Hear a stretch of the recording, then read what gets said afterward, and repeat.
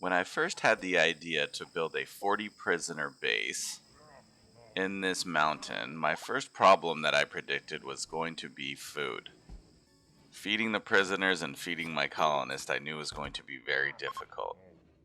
So we've kind of offset this by trying to feed them anything we can find on this map.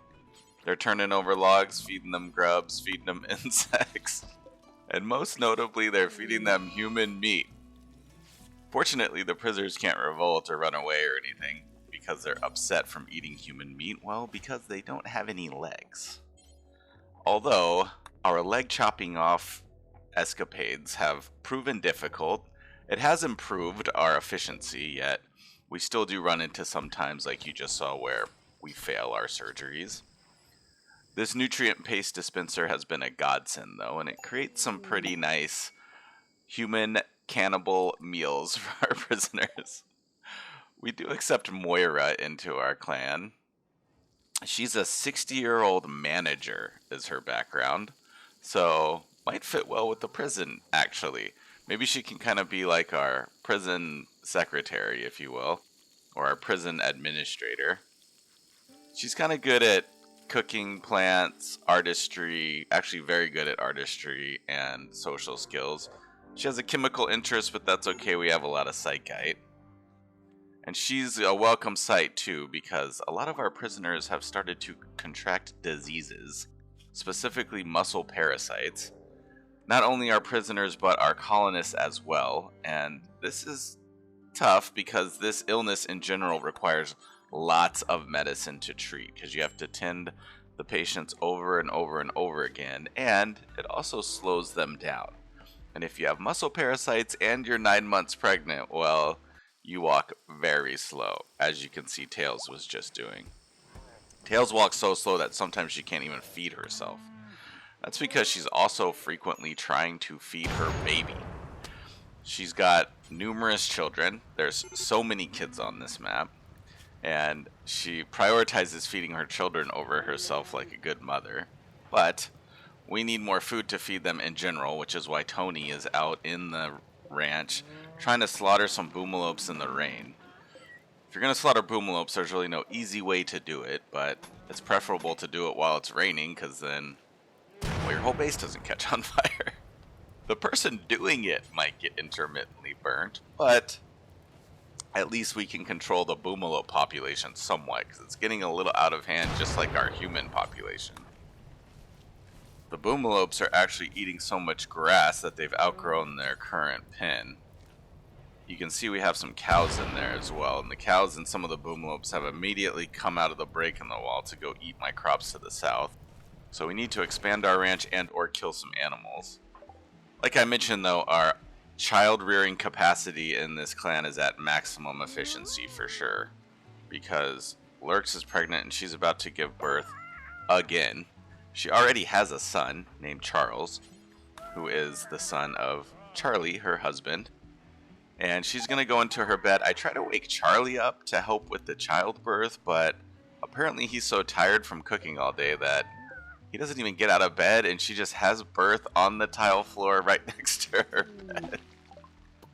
She gives birth to a healthy baby girl, though, luckily. The last thing we need is another sick individual around here, because everyone has muscle parasites. But we decided to name her Erin. She's already named Erin, doesn't need a nickname. Some people just go by their regular name. And that's a nice name for her as well. I thought that was pretty, so we'll just keep that.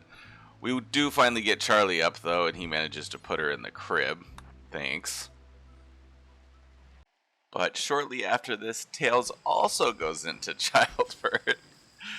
Tails and Balls already have 3 children. They have Baltai, Ponytails, Fairwing, and now they're about to have another kid. We also have Dunn, who's a kid that just wandered onto our map that we decided to help.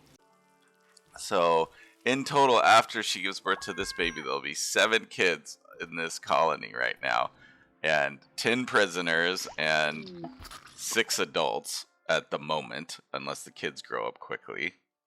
We decided to name the new baby, who's actually cool because she's a blonde Yatkin. All of her siblings are black furred Yatkin. So she's a blonde Yatkin, the youngest daughter, and we decided to name her, well, Fairy Tales, because she's the daughter of Tails. It also helps me remember their relationships and who their parents are to name them that way. Although it's kind of easy in this colony because this colony is kind of half Yatkin and half human.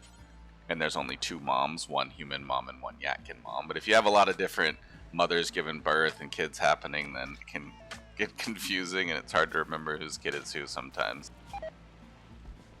We decide that the best path forward will probably be to get Tails' tubes tied. Yes, I think 4 children is more than enough than this prison can handle. And not only has this prison made the Balls and Tails family some money, or hopefully will in the end, but it's also been great for their family structure. They're going to have 4 little baby wardens helping out. Charlie's also going to perform a tubal ligation on his wife as well, because I think 7 kids is getting plenty out of hand.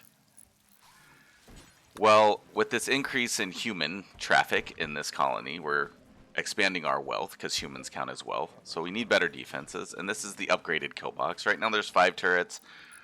We like these 2 in front because if the raiders come in, they'll kind of stack on those 2 turrets, and even if they blow up, the turrets behind it are far enough where they won't get hurt by the explosions of the turrets.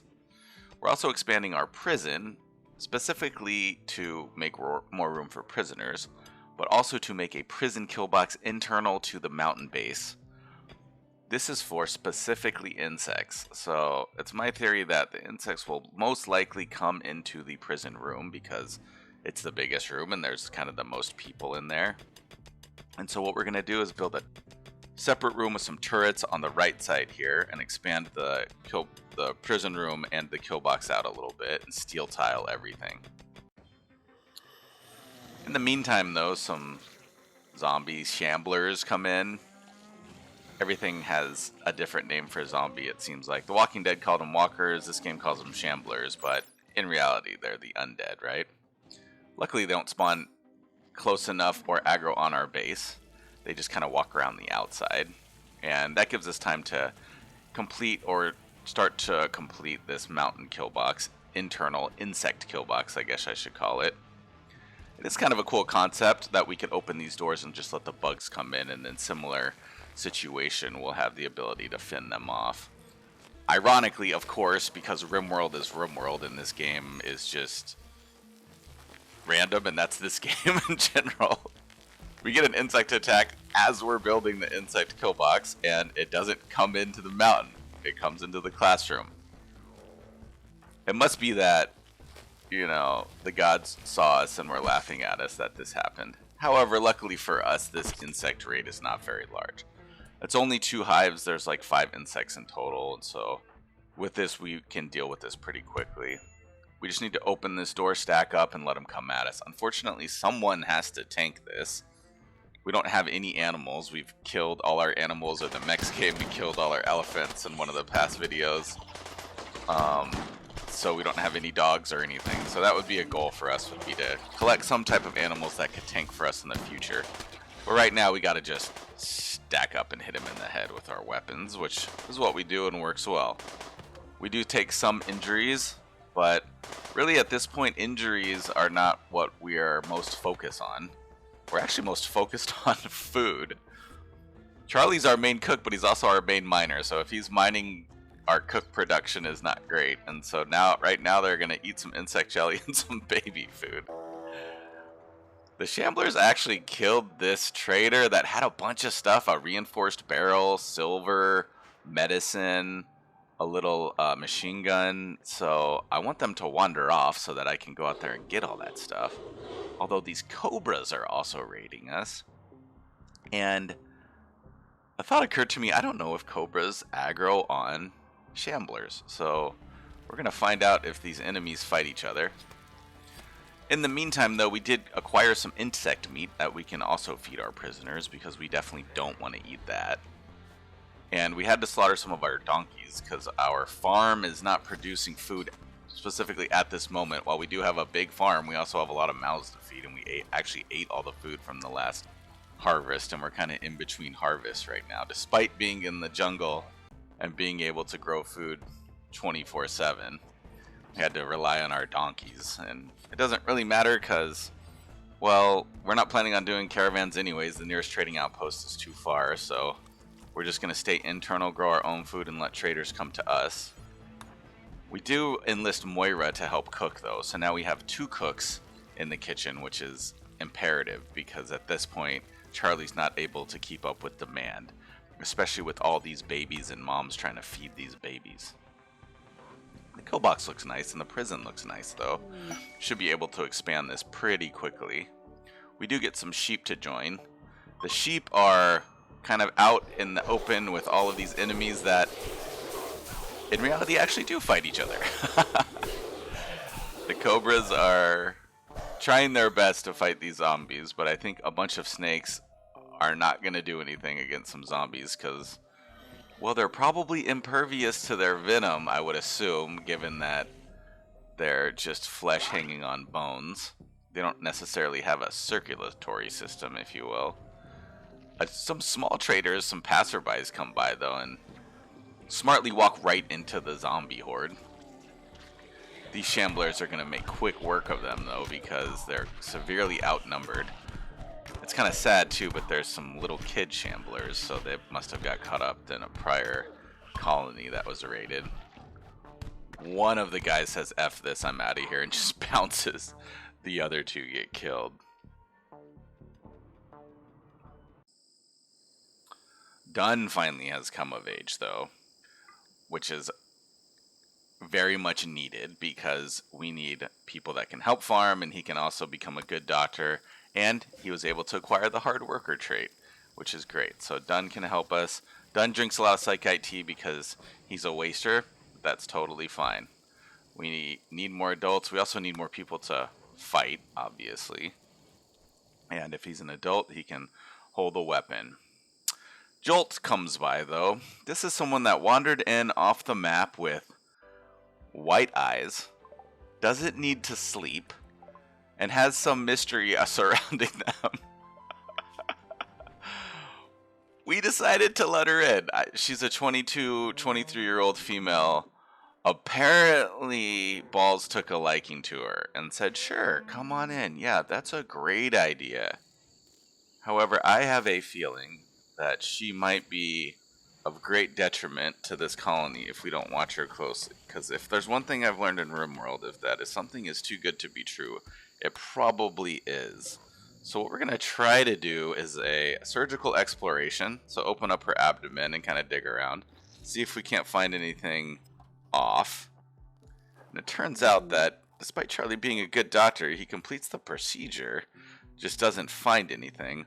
Although with the disclaimer that he might not tell us if he found something based on his own selfish reasons. For that reason specifically, we decide that, well, we're going to make her move her bed, and we have just the perfect spot for her to put her bed in front of these 4 turrets. So she can sleep there from now on. And if you come back later and watch the next video, we'll see how bad of a decision was this for Balls, our main prison warden, to accept this wandering, non-sleeping, wide-eyed colonist into our midst.